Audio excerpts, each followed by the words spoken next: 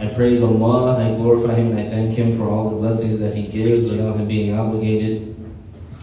And I ask Allah to raise the rank of our beloved Prophet Muhammad sallallahu alayhi wasallam and to protect his nation. I testify that no one deserves to be worshipped except Allah, the one without a partner, the one without an equal, the one without a similar. And I testify that Muhammad sallallahu alayhi wasallam is his final prophet and messenger, and he's truthful about everything he conveyed of the revelation. Thereafter, we remind ourselves to have the sincere intention for the sake of Allah in attending this session of Islamic knowledge. We're going to continue on with the explanation of Abu Shujā, which is a beginner's book in the Shafi'i madhab of the Islamic law. And we reached to talking about Tayyammum. So we mentioned about Tayyammum that it is something that is done when the Muslim, he does not have water physically, so he doesn't physically have water to make wudu, or if the Muslim, he is unable to use the water. So he would have it, he would have the water, but he'd be unable to use it. For medical reasons, for example, if he used the water, he would get harmed physically. He would get a blemish or a disfigurement on an apparent part of his body.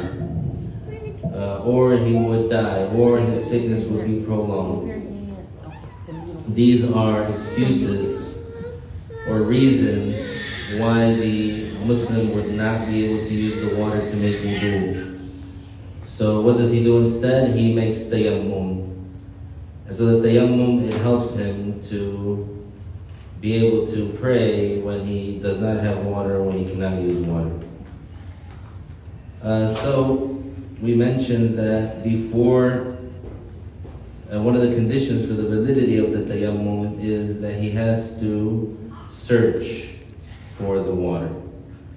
And so we gave the detail about this, which is if he's in a place where he knows there's no water there, then he doesn't have to search. He just has to wait until the prayer time is in, and then he makes the Tayyammum. And the second thing is if he's in a place where he knows that there's water in that area, then he's obligated to search a distance called Haddul Qurb, which is a distance that he is obligated to go and search for the water within that distance. And if he's in a place where he's not sure, to him it's possible that there's water in this area, and to him it's possible that there's not, so he doesn't know, he's not sure, he's never been there before.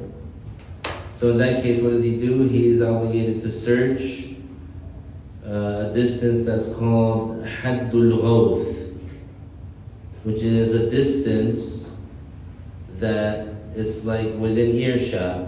So if he called out, let's say if he was traveling with a group and he went that distance and he called out to the members of the group, they would be able to hear him. If he called out to them and said, "Help me," they would be able to hear him. So this is called Haddul Ghawth, and the distance where a person would be able to call out and be heard. So this is what we were talking about before, and so alhamdulillah we finished that, and now we're going to continue where we left off. We were on page 89, so we're going to start from where it says number 5. Page 89, where it says number 5. So the author said, to use pure soil that has dust. If the soil is mixed with sand or the like, then this is not sufficient. So we're talking about the conditions for the validity of Tayyammum, and so here, the material that must be used in the Shafi'i school so that the tayammum is valid, is soil, dusty soil. It has to be dusty. And so when we say soil, it means something that's natural from the earth and not something that is cooked or manufactured. In order for the tayammum to be valid, the soil that has to be used has to be pure and it has to be dusty. Let's read footnote 123. The fifth condition is for the soil to be pure, meaning it is pure and purifying. So this excludes the soil that is najis and the used soil. So of course, in order for the effect to take place, being able to make the tayammum and being able to pray, for example, the soil, what has to be used is soil, and it has to be dusty, and it has to be pure, yani, not filthy, but also it has to be purifying. So even if it were pure, yani not filthy, but it had been used to make tayammum already, then that same soil cannot be used, because even though it's pure, but it's not purifying. And we touched on this concept when we spoke about making wudu, the water for making wudu, the different types of water, at the beginning of the book, when the author mentioned the different categories of the water.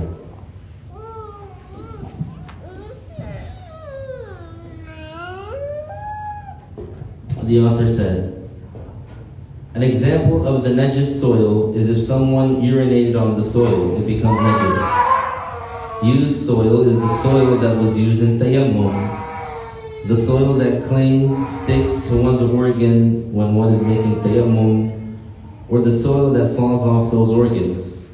However, the spot where one places his hands to transfer the soil, this spot is not considered as used soil. Of course, this is if the soil that falls off the organ does not fall back on the spot where one places his hands to transfer the soil from. And so here it's talking about something specific. So we said that the soil cannot be used soil. So that means when the Muslim is using that soil to wipe his hands or to wipe his face, there's going to be some soil that falls off the organ, and so it's going to fall on the floor. So that soil that fell off the organ when it was used, it cannot be used again for the tayammum. So now, what's the situation of when the person puts their palms on the soil, because they have to transfer the soil to their face. So that soil that's touched his palms, what's the judgment of that soil? The scholars said, that soil is not considered used, is not judged as used. But in the scenario where the person is using the soil and then the soil falls off the organ and lands in the place where the person had patted his hands to transfer the soil, then obviously the judgment still applies. He cannot use the used soil. He has to use new soil. Then he has to pat on a different spot. Then the author said, if the soil is mixed with sand or the like, then this is not sufficient. What's meant by sand is like the sand, like a mixture of, it's got like rocks and like small stones, any things that are other than soil. But like the sand of the desert, you can use that sand to make tayammum. It's dusty and it's not like mixed with other things. Only soil, according to the author, is valid to make tayammum with, and not any other matter like rock or wood. According to other imams, like Imam Malik, radiyallahu anhu, you can make tayammum using a rock. Imam Muslim narrated that the Prophet ﷺ said what means Allah permitted us, this nation, to pray anywhere on this earth, and Allah made the soil purifying for us. So soil was specified. This is why Ash-Shafi'i said that only soil is used for tayammum. He interpreted the term sa'id as soil, and not the surface of the earth, which includes the rocks. For the soil to be valid to use, it needs to be pure, dry, and dusty. Footnote 124. This means that the soil must not be wet, because this wetness, dampness, sticks to the organ and it does not have dust. Among the conditions of this pure soil is for it to have dust in it. And so in order for the soil to be valid to be used during Tayyammum, it has to be dusty. So beach sand is not enough because it is not dusty. And whatever beach sand that is not dusty is not enough. Also, the soil needs to have not been used, meaning it has not been used for Tayyammum. If one steals the soil or takes it by force unjustly, his Tayyammum is valid, but he is sinful for that. Let's look at footnote 125. If one stole someone else's soil or took that soil by force, this is haram, no doubt. Yani that act itself, he gets a sin for it. It is forbidden. It is haram to use that stolen soil for Tayyammum because he doesn't have the right over that soil, so he's forbidden from using it in other than what the owner would accept, and because he's unrightfully taken it and he's in that situation.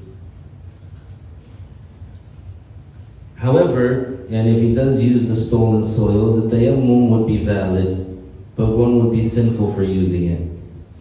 This is because one is using someone else's property without their permission. In this case, the soil has the properties for it to be considered for Tayyammum, meaning it is pure, it is purifying, it is dusty, etc. This is why the Tayyammum would be valid, but one would be sinful for using it because it was stolen. This is the same case as if someone stole water from someone else and he used it to make wudu. The wudu would be valid, but one would be sinful for using that stolen water, and because the conditions are met. So the author said, if one steals the soil or takes it by force unjustly, his Tayyammum is valid, but he is sinful for that. Likewise, if one uses the soil of a mosque, his Tayyammum is valid, but he is sinful. Also, using the Islamic cemetery soil for Tayyammum, the Tayyammum would be valid, but one would be sinful for doing that. 126, footnote 126. Also, the soil at a grave, here there are two situations. Either one took it prior to digging the grave or after digging the grave. If one uses the pure soil on the top of the grave for Tayyammum, the Tayyammum would be valid. However, this is not the case if one used the soil from the grave that has been dug, because this soil would be najis. When the person dies, as the body decays, it emits swadid. This swadid is najis, which causes the soil around his dead body to become najis. So when one digs the grave from above and it mixes with the soil from below, then the pure soil is mixed with the najis soil, and if there is moisture on the soil, then all of it becomes filthy, najis. The author said, another condition is for the soil not to be mixed with another matter that does not have dust, like ashes and sand. 127, footnote 127. Why would the soil from the mosque be haram? Don't we use the water of the mosque?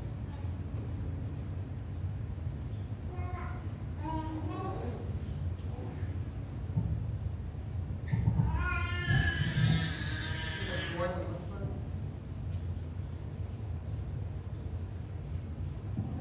I'll investigate the reason why. The author said, the author said, another condition is for the soil not to be mixed with another matter that does not have dust, like ashes and sand. Footnote 127.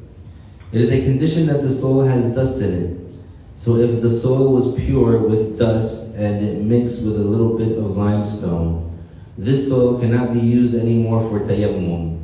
Likewise, if the soil was mixed with sand, because the sand without dust is not sufficient. The grains of sand stick to the organ and prevents the soil from reaching the organ that one wipes on. But some scholars said that the soil that is mixed with sand can be used for tayammum.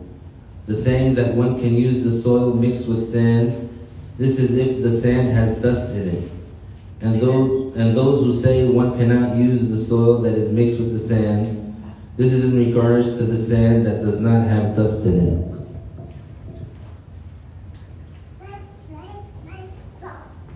So we see here that the factor for whether or not to be able to use it is the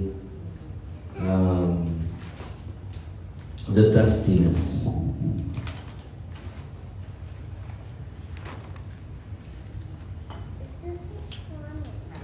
Page 91. The author said, the intention. So now we're going to talk about the intention of the Tayyammum, like the integrals of the Tayyammum. And so these are important to know because the person, if he wants to have his Tayyammum be valid, then he has to make sure that he is doing it according to what the Prophet sallallahu alaihi wasallam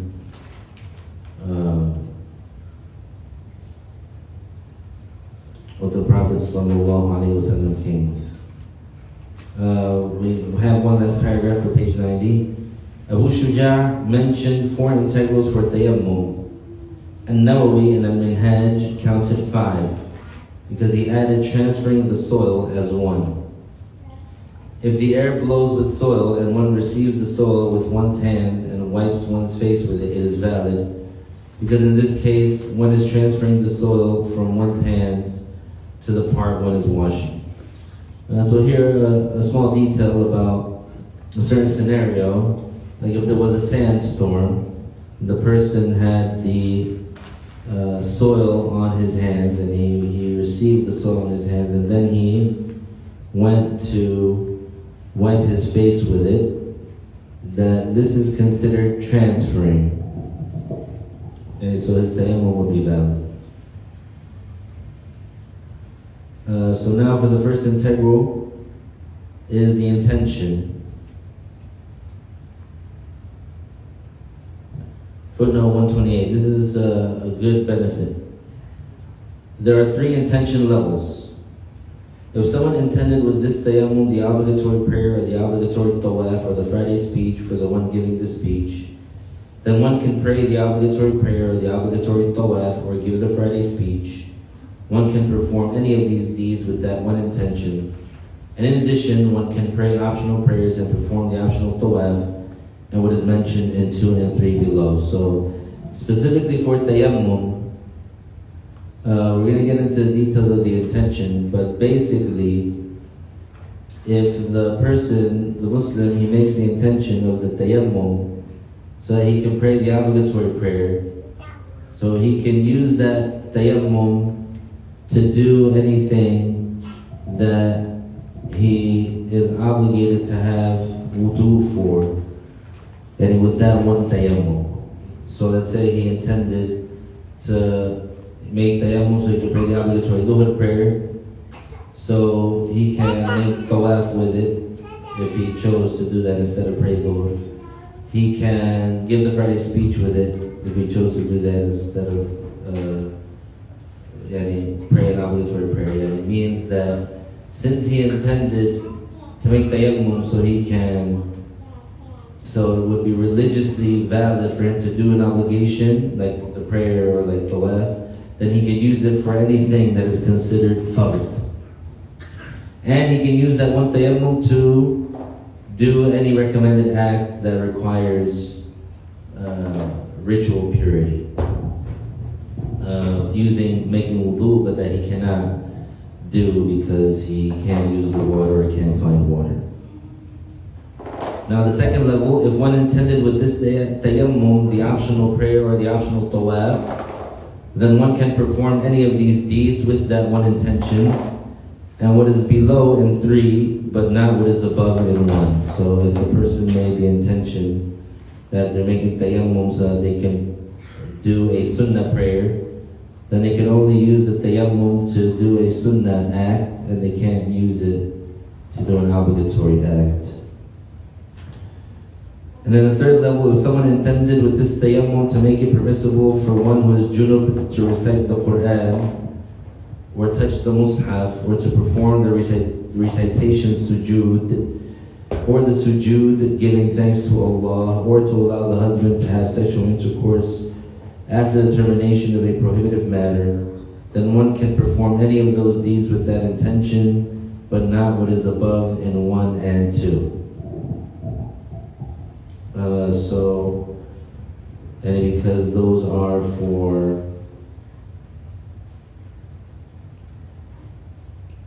we'll get back to the reason. But so in that third level, if he does make that intention, then he cannot use it to pray the obligatory prayer. So if he does it he does the first intention, he prays the Quran, and then he starts a waf. No, he has to make Tayyammum again. But if he makes the intention, for example, he makes Tayyammum with the intention to be able to perform the obligatory prayer. So he, instead of praying, he made tawaf. He can do it. He can make tawaf. If he prayed, then he has to do another one? Yeah. Because you can only do one obligation per Tayammum. But that's going to come. The author said, one intends, for example, to do what renders the prayer permissible for one. This is a valid intention. Or one can make the intention to do what renders other than the prayer among the matters which require purification permissible for one. So one can make the intention of making another matter that requires purification permissible for him, such as tawaf. Hence, one's intention can be, I now do what makes going around the Kaaba permissible for me. Or to render carrying the mushaf permissible for one. Sajdatul tilawa, the prostration of reciting the Quran or the like. It is not valid for one's intention to be the intention of lifting the ritual impurity, because tayammum does not lift the ritual impurity. Tayammum renders the prayer permissible, but it does not lift the ritual impurity. If, when one makes tayammum, one makes one's intention to render both the obligatory and sunnah matters permissible for one can pray the obligatory prayer and sunnah with this tayammum. For example, one intends in one's heart, I now make circling the Kaaba permissible for me, and the optional prayers. Also, if one's intention was to make tayammum to render doing the obligation permissible, and one did not think about the optional matters, one can perform both the obligatory and the sunnah. So one can pray dhuhr, for example, pray for the dead, and pray the optional prayers with this tayammum. Now, if one's intention when making tayammum was to render the sunnah permissible, and one did not think at all about the obligations, then one can pray the sunnah, but not the obligatory prayers with this tayammum, except if it is not a fard ayn, personal obligation, but fard kifaya, like praying for the dead. Then one can also pray with that tayammum. If one does not specify anything, rather one intends, for example, I now make tayammum to pray, and one does not specify neither the obligations nor the sunnah, and only thought about the prayer in general, in this case one cannot pray an obligatory prayer with this tayammum. So for the intention, basically he has to make sure that he understands what he's making tayammum for, or the way that he is,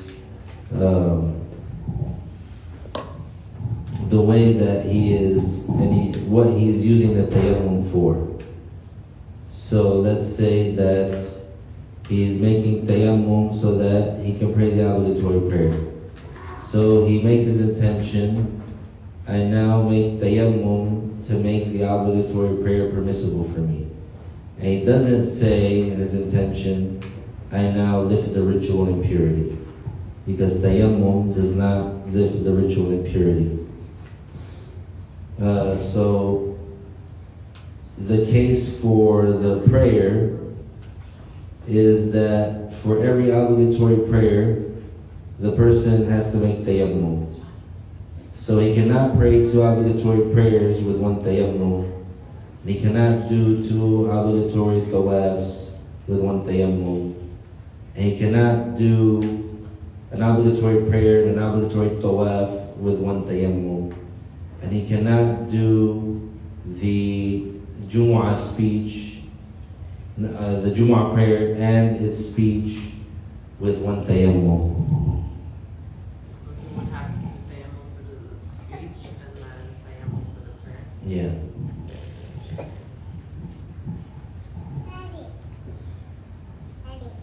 The author said, if someone is junub, So if he emitted mani, and he cannot make ghusl with water, if he makes tayammum with the intention to recite Qur'an, by intending, I now make tayammum to recite Qur'an, or to carry the Qur'an, or to make the prostration of the recitation, then he can do this matter, but he cannot pray the obligatory prayer, nor the optional prayer.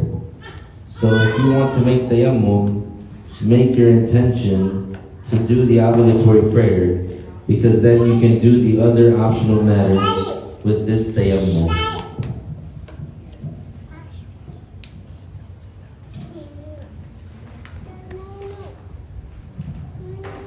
The intention of making tayammum needs to start with transferring the soil.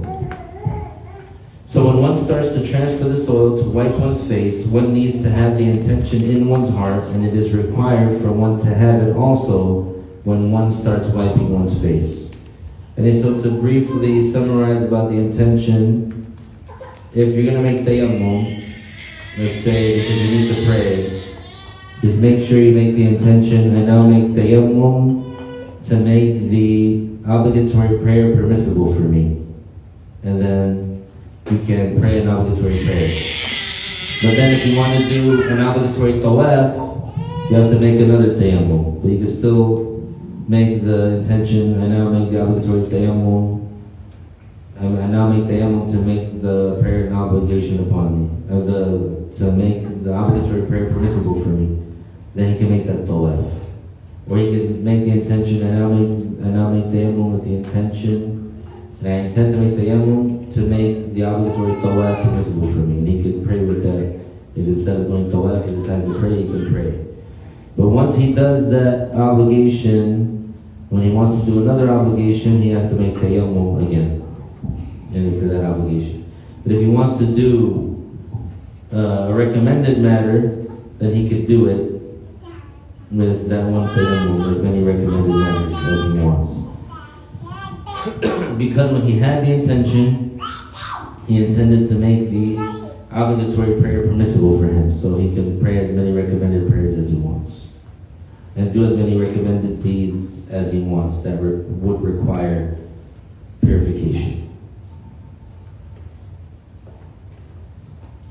So now, once we finish talking about some detail about the intention of, like the specifics of it, now we're going to talk about when that intention is made, or when that intention is had. Or when that intention has to be in the heart. So it starts when you transfer the soil to wipe one's face. So the person, he has the soil, he pats the soil. Now he's going to lift his hands so that he can wipe his face. So he has the intention there, and that's the time where he has to have the intention in his heart. So once he starts moving his hands towards his face, transferring the soil, he keeps the intention in his heart. And when he touches his face, he has to have, the intention has to still be there. The intention of I'm making this nail. Yeah, and I make tayammum to make the obligatory prayer permissible for me, for example. Or he could also do patting the soil, and then before lifting the hands, the person has the intention, and then when he touches his face, he also makes sure he has the intention yani, present in his heart, as opposed to keeping the intention while transferring. So there's patting it, having the intention, then keeping the intention while transferring until the soil touches the face, and then there's patting it and having the intention once the transfer begins, and then let's say being void of the intention and then returning the intention so that it's present when the face is first wiped. So both of those are valid. Footnote 129. The author said, to have the intention from when the hands are placed on the soil and while transferring the soil to the face until the hand first touches the face. There are 3 stages. The first stage is when the hand is placed on the soil. The second stage is the transfer to the face. The third phase is when the hand touches the face. There is a more reliable saying that the intention need not last throughout all 3 phases. They say that it is enough for one to have the intention when the hands are placed on the soil and when the hands first touch the face. So if the intention was missing between that phase 2, the Tayyammum is valid. Hence, according to this saying, there are 2 intentions, when the hand is placed on the soil and when the hand first touches the face. That's just details in the Shafi'i school. So just like somebody keep like the intention present. Yeah, that would be better. Because they would be included in, according to those who said that's what you need for it to be valid. And always in the Islamic law, there's that theme, which is the more that you can make your deed in compliance with everyone, and with all the imams, then this is better.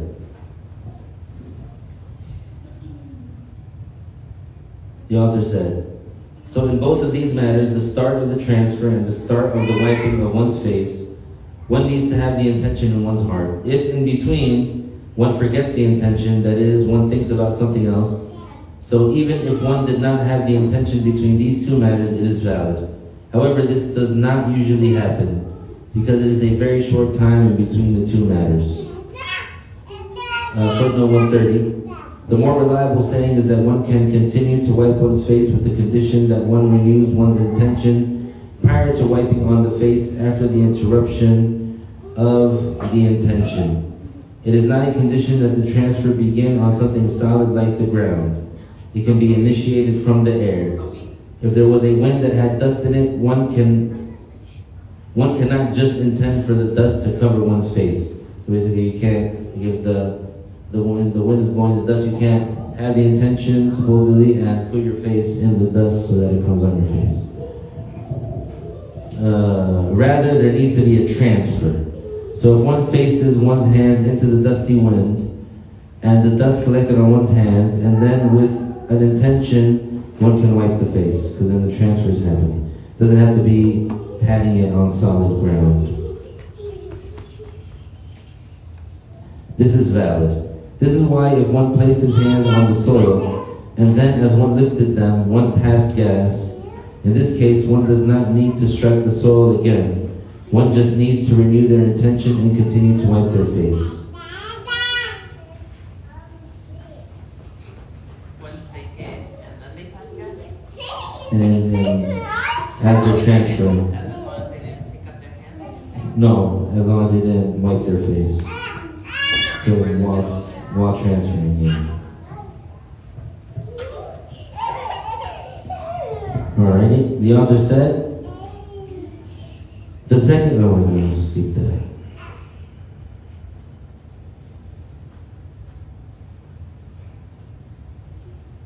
Okay, so we did finish. So now page 93. The second obligation is to wipe the face, and the third is to wipe the hands with the forearms up to and including the elbows. Footnote 131.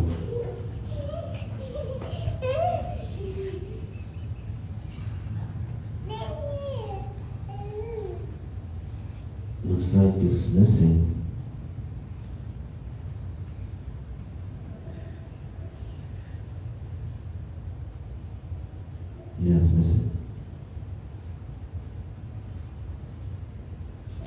has the hard copies, just put a note that footnote 131 is missing.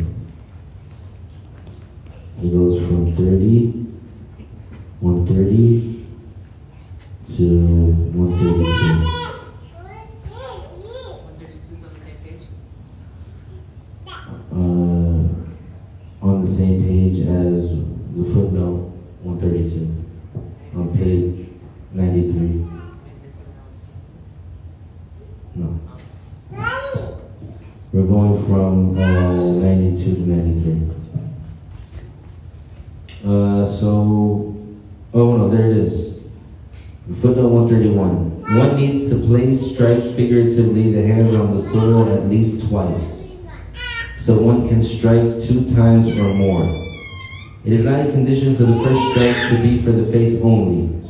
So if one struck the soil with both hands, and with the right hand one wiped one's face, and with the left hand one wiped one's right hand and forearm, and with the second strike one wiped one's left hand and forearm, this is valid. So basically, if the person, when he taps the soil, he has to do it at least twice. So he can do more than 2, but he cannot do less than 2. So let's say the first strike, he struck the soil with both hands. With the right hand, he wiped his face. And with the left hand, he wiped his right hand and forearm. Because he would have the soil on here. He would wipe his hand and forearm all the way to his elbow. And then when he turns it, he uses the soil of his palm to... and so this demonstration is going to be of using one hand for the face and then one hand for one arm. So he would pat the soil and he would wipe his face with one hand. Then he would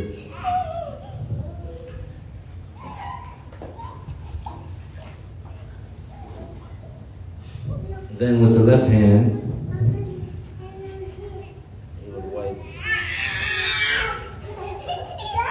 turns it, and with the palm, he would do the rest.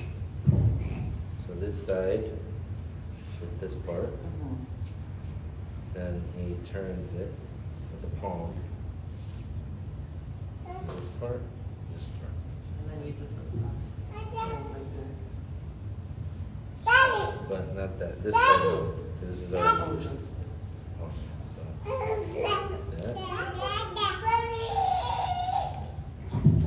So he could do that. First, They do the palms too. when he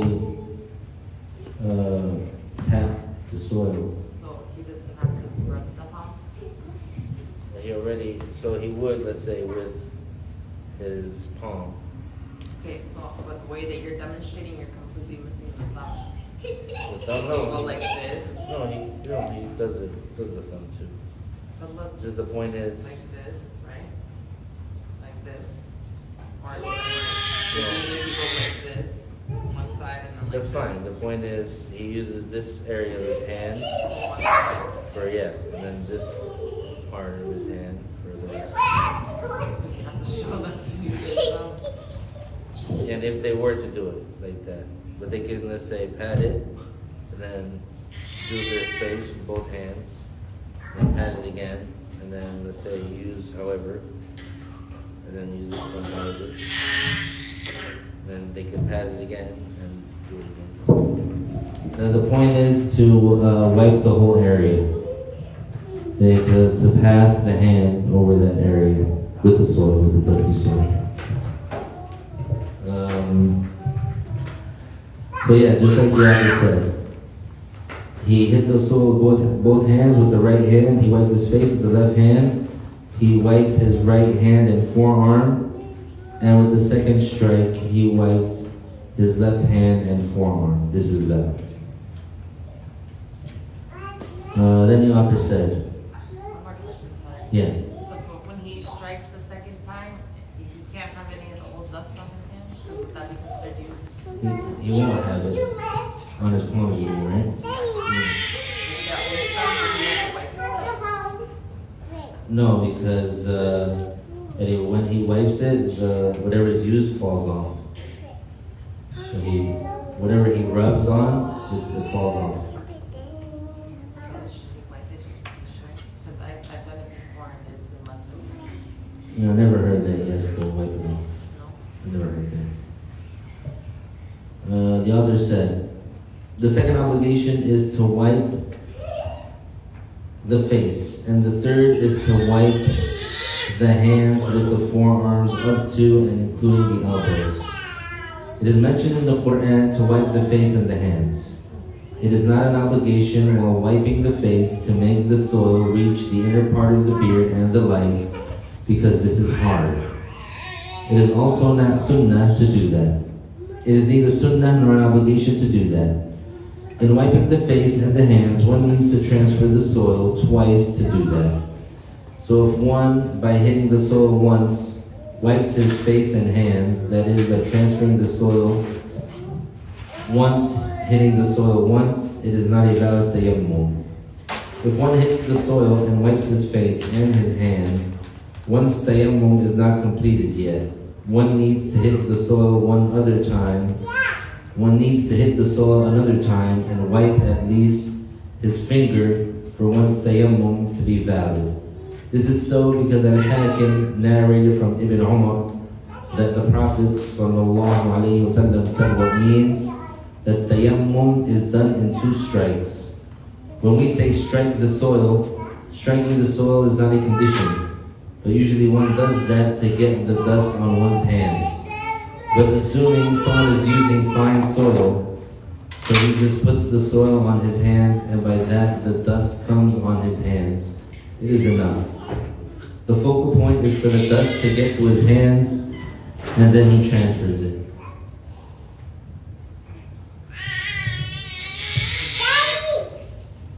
The author said, the fourth obligation is to observe the order.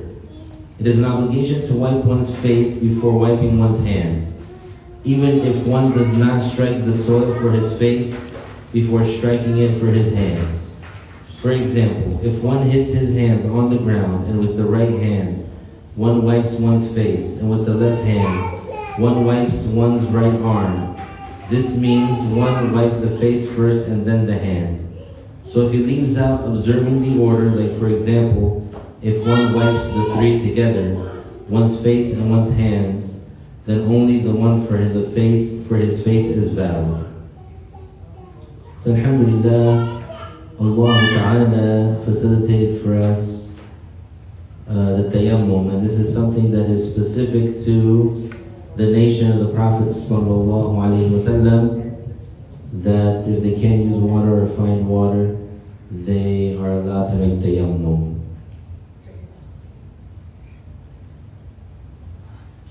The author said, after talking about the integrals, Judge Abu Shujā started talking about the sunnah recommended matters.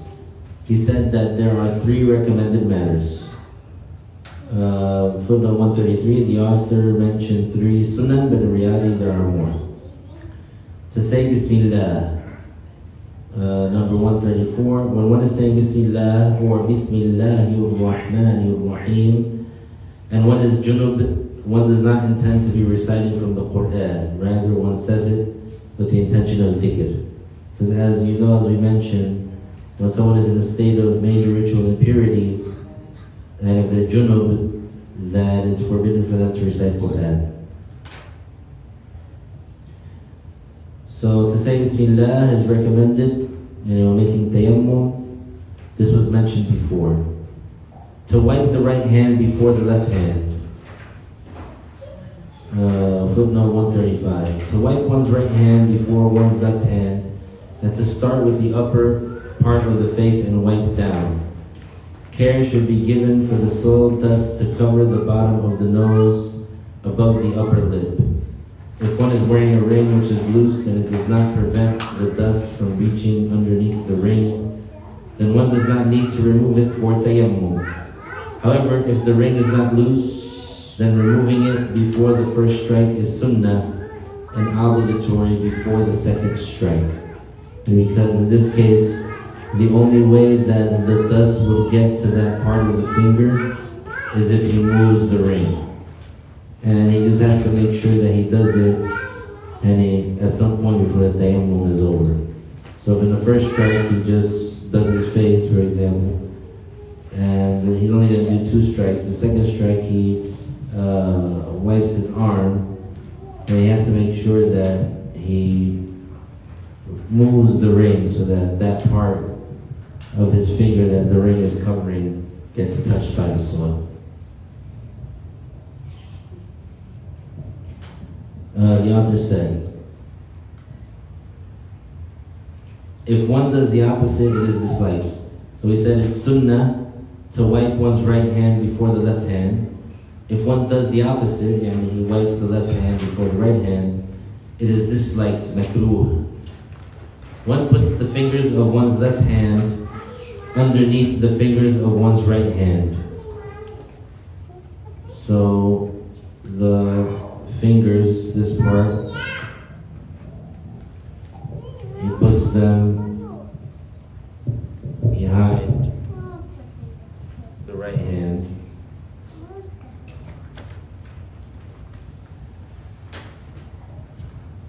From the back, in a way that the tips of his fingers on the right hand do not go beyond the index finger of the left hand, the index finger. So this is the right hand.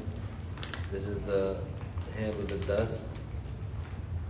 And he doesn't, for example, he doesn't start here. He starts here.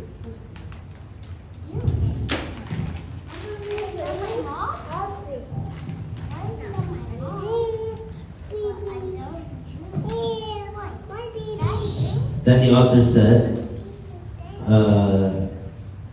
then one wipes going with the fingers of the left hand and wipes the back of the right hand.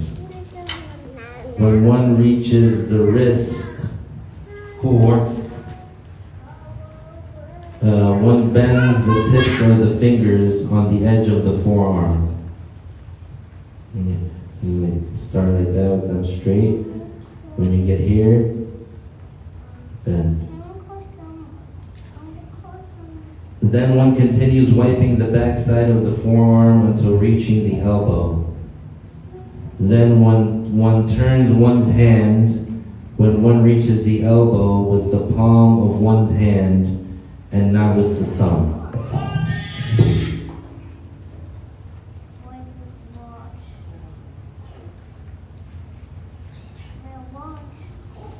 Keeping the thumb up. One wipes the side of one's forearm without using one's thumb. When one reaches the wrist again, what is left is the outer side of the thumb, so one wipes the back of the thumb of one's right hand with the thumb of one's left hand. Then one does the same thing with one's left hand. One uses one's right hand to do the same thing with one's left hand. Then it is sunnah to wipe one's palms against the other.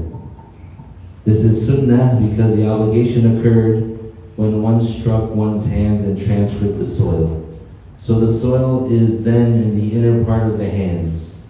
Also, it is sunnah to crisscross one's fingers because if one spreads one's fingers apart when striking the soil, the dust reaches the area. Otherwise, it becomes an obligation to crisscross the fingers. So if he patted the soil like that, there's not going to be any soil or dust in between, so he would have to crisscross his fingers. But if he patted the soil with his fingers open, then he doesn't have to do it as sunnah.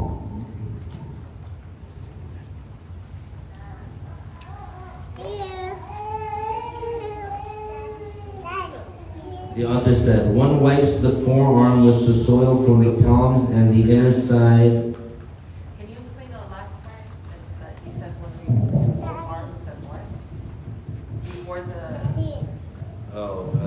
it's sunnah to wipe one's palm against the other.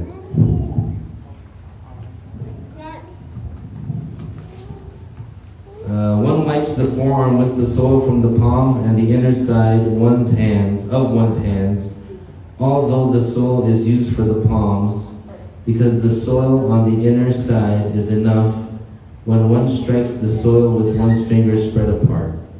It did not separate yet from the palms, so it is not considered used. As long as it did not separate from the palms, it is not considered used. Performing the actions of Tayyammum in succession. This means not to separate wiping the hands from wiping the face by a long time. There are still other recommended matters which Abu Shujā did not mention. Among these sunnah matters is to take off the ring from one's hand before the first strike. When one strikes to wipe one's face, it is sunnah to take off the ring if one is wearing a ring. As for the second strike, when one wipes one's hands, one needs to take off the ring in order for the soil to get to the skin underneath it. Also, among the sunnah matters is after striking the soil to make the soil stick less on one's hands. So one shakes one's hands a little. Sometimes when one strikes the soil, one gets on the hands more than what one needs. So one shakes them a little to lessen it a little. It does not mean to get rid of the soil completely, for one needs it to wipe the face, and because you need it to wipe your face. So you can shake it a little bit, or you can just hit the sides of the palms together. Like that. The author said, 3 matters invalidate the Tayyammum. He said everything that invalidates the wudu invalidates Tayyammum. Footnote 136. If a person makes Tayyammum from the state of minor ritual impurity, and then he slept or urinated or touched his private part, his Tayyammum becomes invalid. If a person makes Tayyammum from the state of major ritual impurity, and then he slept or urinated or touched his private part, his Tayyammum becomes invalid for the matters pertaining to minor ritual impurity, meaning one cannot pray without a new Tayyammum, but one can still recite Quran and stay in a masjid. And because something that makes the ghusl an obligation has not occurred. You already made the Tayyammum for that. The author said, so if a person made Tayyammum because of a minor ritual impurity, such as for emitting gas or urinating or the like, if after making Tayyammum one of the invalidators occurs with him, his Tayyammum is invalidated. Now if a person makes Tayyammum because of major ritual impurity, like if one emitted mani or the hayd of a woman ended and she did not find water to take a bath, and so she made Tayyammum, if such a person passes gas or does what makes one in the state of minor ritual impurity, then his Tayyammum is still valid for the matters that are permitted for the one who loses his wudu, that is, who is in the state of minor ritual impurity. An example is if a woman's hayd, menses, ended and she wanted to take a bath, but she did not find water, so she made Tayyammum. Now after a period of time, if she passes gas, she cannot pray except if she makes a new Tayyammum, and she cannot go around the Kaaba, but she can still recite Quran, and she could still have sexual intercourse with her husband, because to do those matters, she does not need wudu. And the case is clear here. She made the Tayyammum after her blood stopped. That Tayyammum is in place of the ghusl. So if after that she passes gas, for example, now if she wants to pray, she has to make Tayyammum. But if she wants to recite Quran, which only is required to have ghusl to recite Quran, you can be without wudu and recite Quran, but you cannot be junub and recite Quran. So if the Muslim made Tayyammum so that he could recite Quran because he had been junub, then he can use that tayammum to recite Quran even if he passes gas. The author said,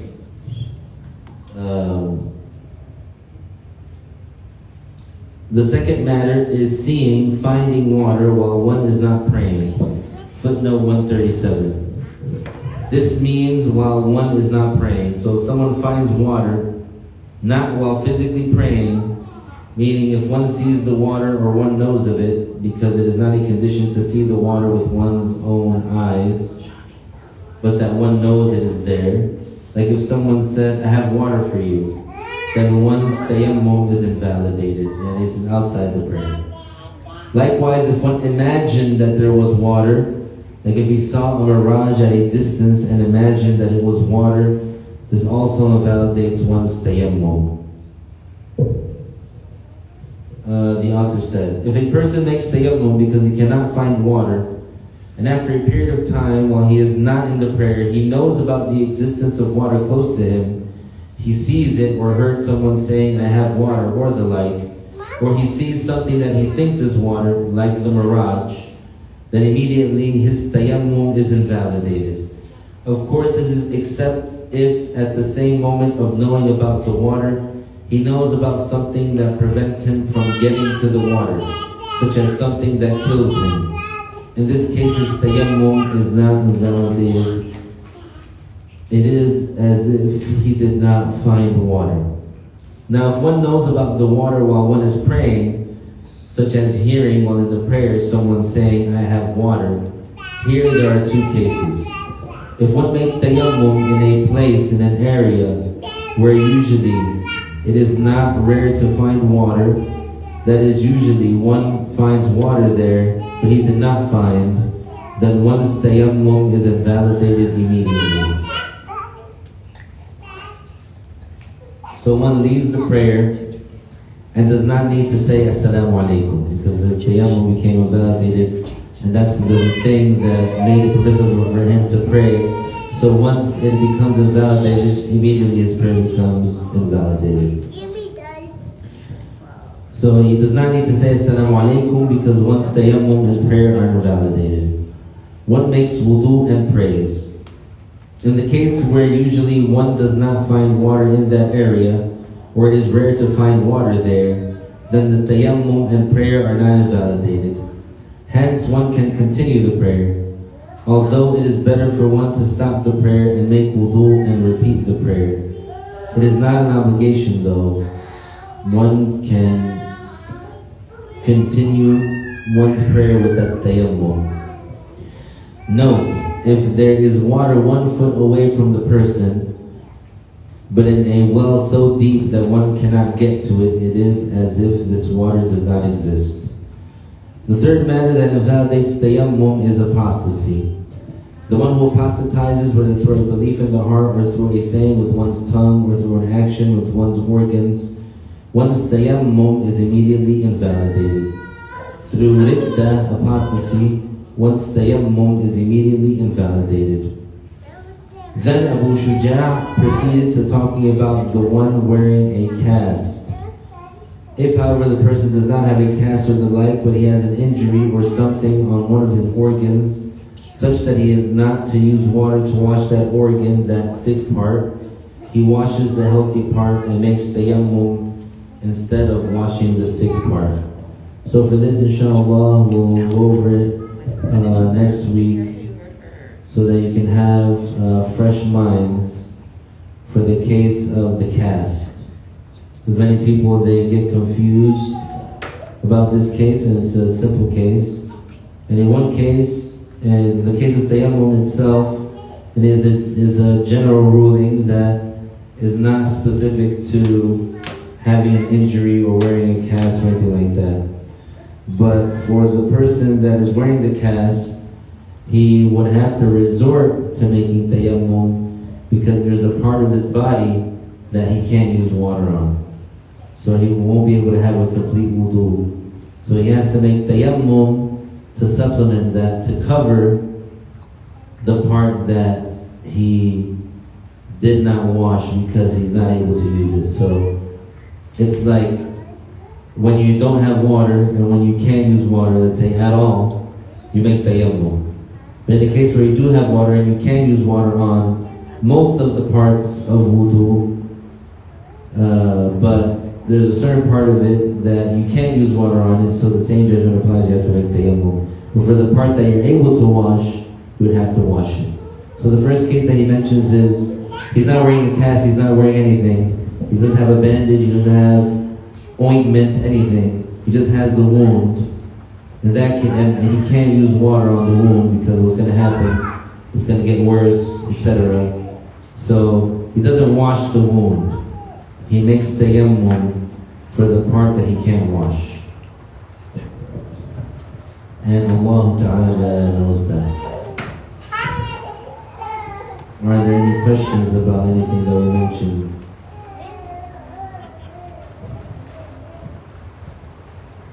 طيب نهلل لا إله إلا الله اللهم صل على سيدنا محمد وعلى آله وصحبه وسلم رب اغفر لي وللمؤمنين والمؤمنات وبارك الله فيكم السلام عليكم